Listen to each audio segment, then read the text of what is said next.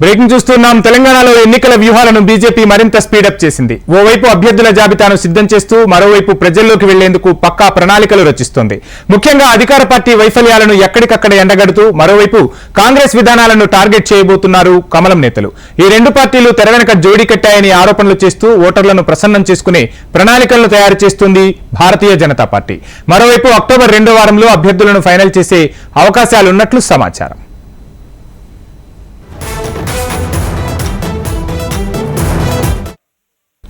ఈ నేపథ్యంలోనే ఇవాళ గట్కేసర్లో బీజేపీ స్టేట్ కౌన్సిల్ సమావేశం జరగనుంది. ఈ సమావేశానికి చీఫ్ గెస్ట్ గా BJP national president JP Nadda హాజరు కానున్నారు. ఇక కౌన్సిల్ భేటీకి 1000కి పైగా నేతలు హాజరు కానున్నట్టు తెలుస్తుంది. అసెంబ్లీ ఎన్నికల్లో అనుసరించాల్సిన వ్యూహాలపై కౌన్సిల్ సమావేశంలో ప్రధానంగా చర్చించనున్నారు. ఈ సందర్భంగా నేతలకు దిశానిర్దేశం చేయనున్నారు జేపీ నడ్డా. కౌన్సిల్ భేటీలో తీర్మానాలపై చర్చించి ఆమోదించనున్నారు.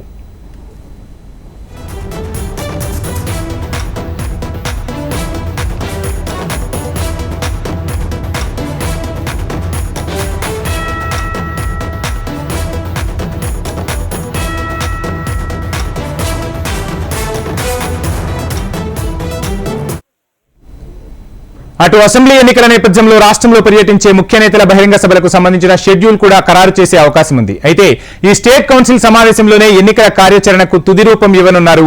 కేసీఆర్ హఠావో తెలంగాణకు బచావో నినాదంతో బీజేపీ ముందుకెళ్లనుంది. ఎన్నికల షెడ్యూల్ అనంతరం 3 లేదా 4 బహిరంగ సభల్లో ప్రధాని మోడీ పాల్గొననున్నట్లు తెలుస్తోంది. తెలంగాణలో అధికారమే లక్ష్యంగా బీజేపీ స్టేట్ కౌన్సిల్ సమావేశం నిర్ణయాలు తీసుకోబోతుందని పార్టీ వర్గాలు చెబుతున్నాయి.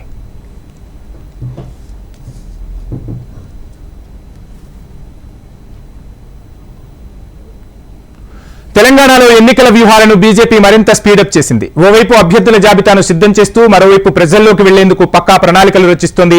ముఖ్యంగా అధికార పార్టీ వైఫల్యాలను ఎండగడుతూ మరోవైపు కాంగ్రెస్ విధానాలను టార్గెట్ చేయబోతున్నారు నేతలు.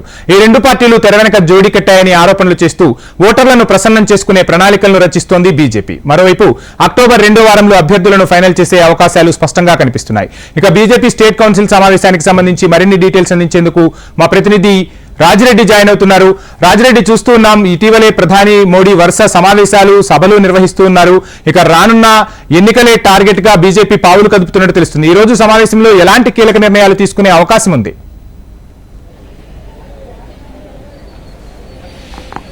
మరి కాసేపట్లో బీజేపీ రాష్ట్ర కౌన్సిల్ సమావేశం ప్రారంభం కాబోతుంది.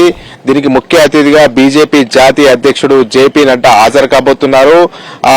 కిషన్ రెడ్డితో పాటు రాష్ట్ర అధ్యక్షుడు కిషన్ రెడ్డితో పాటు పూర్తిగా దాదాపు 1200 మంది ఈ యొక్క కౌన్సిల్ సమావేశానికి నాయకులు హాజరు కాబోతున్నారు. ముఖ్యంగా జిల్లా అధ్యక్షులు, జిల్లా ఇన్ఛార్జీలు, రాష్ట్రానికి సంబంధించినటువంటి కార్యవర్గ సభ్యులు, ఇతర ముఖ్య నేతలు దాదాపు 1200 మంది హాజరు కాబోతున్నారు. కీలక సమావేశం అని చెప్పుకోవచ్చు. ఎన్నికల ముందు ఈ సమావేశంలో ఎన్నికలకు సంబంధించినటువంటి కార్యాచరణను పూర్తిగా ఒక చర్చ జరుగుతుంది. ఎన్నికలకు సంబంధించిందే కార్యాచరణ కూడా తుది రూపు దిద్దుతారు. ముఖ్యంగా చూసుకున్నట్టయితే ఎన్నికలకు సమయం ఆసన్నం అవుతున్నటువంటి నేపథ్యంలో ఇక ఎన్నికలకు సిద్ధం అవ్వాలనే అంశం పైన నేతలకు దిశానిర్దేశం జేపీ నడ్డా చేయబోతున్నారు. ముఖ్యంగా ఈ ఎన్నికలకు సంబంధించినటువంటి రోడ్ మ్యాప్ ఎలా ఉండబోతుంది అనే అంశం పైన చర్చ జరగనున్నారు. అదేవిధంగా ఏ అంశాలు మేనిఫెస్టోలో పొందుపరిస్తే బాగుండేది అనేది కూడా ఒక అభిప్రాయాలు తీసుకునే అవకాశాలు కనబడుతున్నాయి.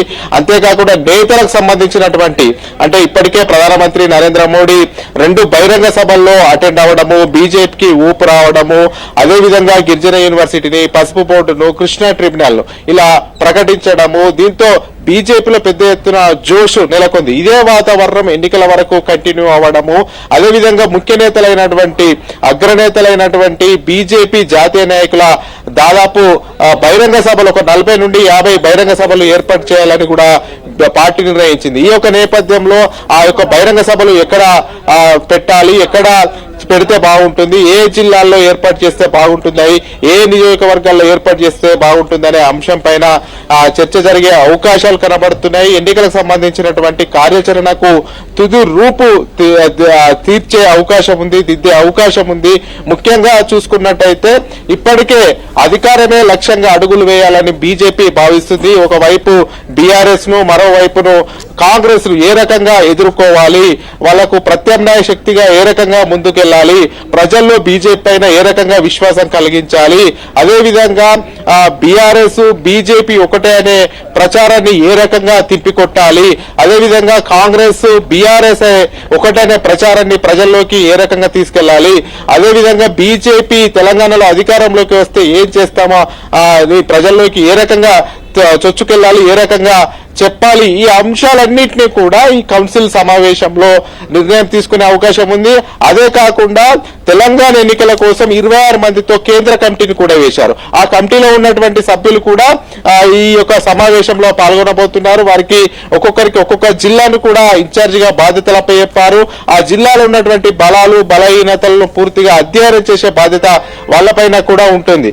అదే విధంగా ఇటు ఒకవైపు బీఆర్ఎస్ ను, మరోవైపు కాంగ్రెస్ ను ధీటుగా ఎదుర్కొంటూ ప్రజల్లో ఏ రకంగా ప్రత్యామ్నాయ శక్తిగా ఎదగాలి, ఏ రకంగా ముందుకెళ్లాలి, ఎన్నికలను ఏ రకంగా ఎదుర్కోవాలి, అధికారమే లక్ష్యంగా ఏ రకంగా అడుగులు వేయాలి అనేది కూడా జేపీ నడ్డా నేతలకు దిశానిర్దేశం చేసే అవకాశాలు స్పష్టంగా కనబడుతున్నాయి. ముఖ్యంగా చూసుకున్నట్టయితే ఇక్కడ ఇప్పటికే బీఆర్ఎస్ తమ రెండు కార్యక్రమాలు చెప్పుకుంటూ ప్రజల్లోకి వెళ్తుంది. అదేవిధంగా కాంగ్రెస్ కూడా 6 గ్యారంటీ స్కీమ్లతో ప్రజల్లోకి వెళ్తుంది.